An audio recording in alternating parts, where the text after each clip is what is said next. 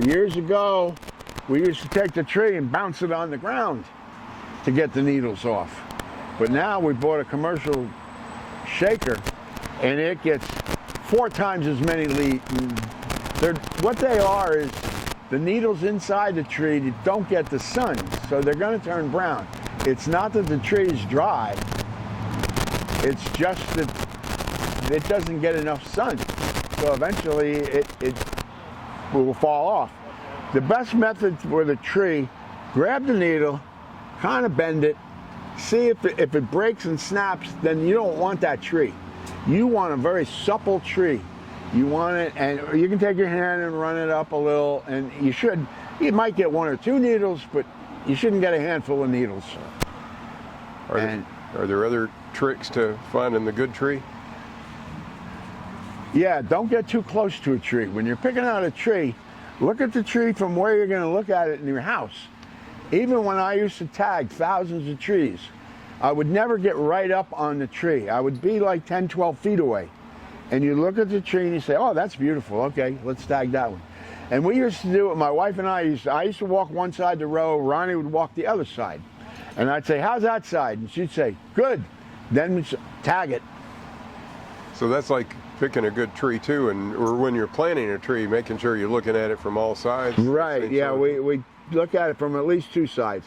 Any tree, I get a kick out of some people because they'll say, I have to have a perfect tree. Where are you putting it? Against the wall.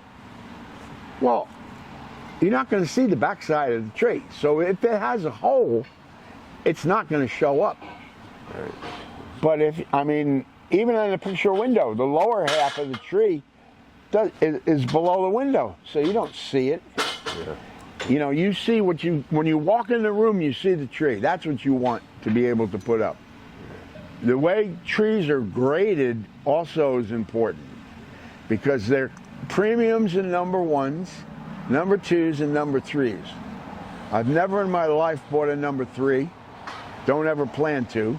I bought a couple number 2s through the years. We found the trees that are left over are the number 2s. Everybody wants a number 1 or a premium. So that's what we buy, all premiums and number 1s.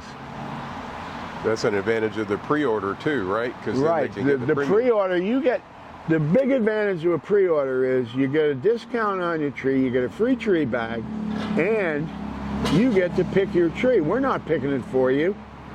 We'll tell you if it's a 7/8, it's a yellow tag. You can pick any yellow tag tree. If it's a 6/7, it's a blue tag. Any blue tag tree. And you get first pick. So yeah, you get to be first pick. Or, sometimes just because a tree's open late doesn't mean it's a bad tree, because we're buying from 6 different people. So we get 2 loads in, then we get another load in later on. Well, the other load, the trees are just as good. So, but one of the main reasons we buy from a bunch of different people is people grow different sized trees. Also, during the shortage, you couldn't get all you wanted. Now it's starting to open up a little, but there's still a shortage on big trees. Anything bigger than an 8 to 9 and up, there's not as many of them as 6/7s, 5/6s, 7/8s.